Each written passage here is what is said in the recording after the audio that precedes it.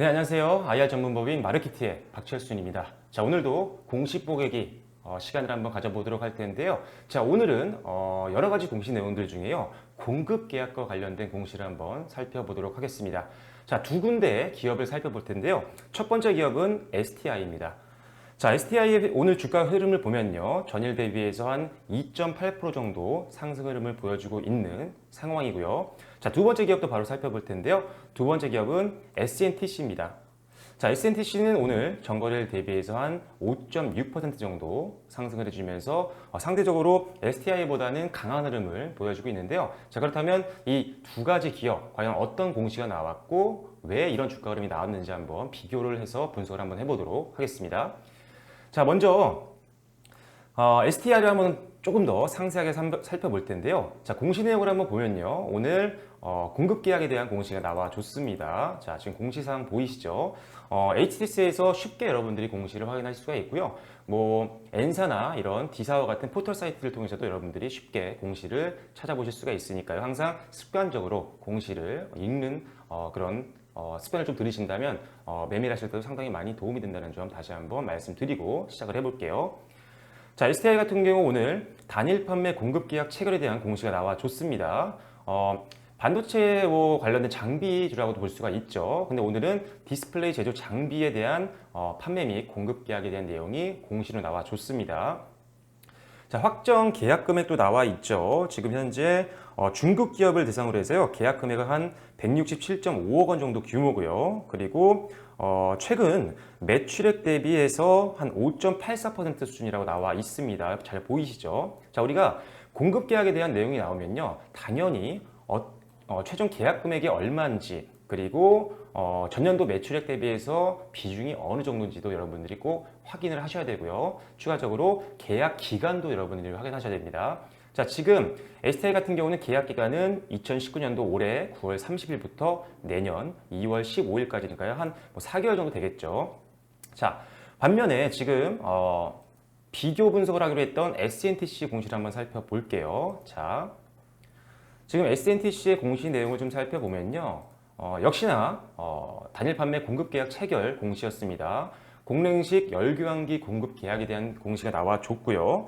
지금 현재 계약 금액은 한 323억 원 규모고요. 최근 SNTC의 매출액 대비해서 한 23% 정도 수준이라고 합니다. 자, 공시에 정확하게 쓰여 있죠. 자, 그렇다면 사실 공급 계약이 나오면요. 전년도 매출액 대비해서 이번 계약 금액이 어느 정도 비중인지 이 비중이 높으면 높을수록 실적에 더 큰 영향을 줄 수가 있겠죠. 그렇기 때문에 주가에도 더 좋게 작용하는 경우가 많은데요. 자, 하지만 여기서 우리가 그렇다면 SNTC가 지금 전년도 매출액 대비해서 한 23% 수준이고요. 그리고 조금 전에 살펴봤던 STI 같은 경우는 전년도 대비해서 한 5%대라고 했기 때문에 그럼 당연히 SNTC의 매출액이 더 좋은 거 아니냐라고 보실 수 있는데요. 아닙니다. 지금은 거의 비슷한 수준이라고 볼 수가 있는데요.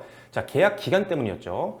아까는 매출액 대비해서 STI가 5% 정도였지만 계약 기간이 한 4개월 정도밖에 안 됐고요. 자, 그런데 지금 SNTC 같은 경우는요. 매출액 대비해서 무려 23% 수준이지만 계약 기간이 거의 1년 2개월 정도 됩니다. 그래서 기간별로 좀 이게 나눠서 보면은 비중은 거의 비슷한 것 같아요. 그렇죠? 왜냐면 지금 한 4분의 1 정도 수준이니까요, 비중이. 그래서 일단은 매출에 기여를 하는 정도는 기간별로 봤을 때는 비슷한 것 같습니다. 자, 그런데 여기서 그렇다면은 왜 주가의 흐름을 봤을 때 SNTC가 훨씬 더 강한 흐름을 보였는지를 우리가 한번 분석을 해봐야 될 필요가 있을 것 같은데요.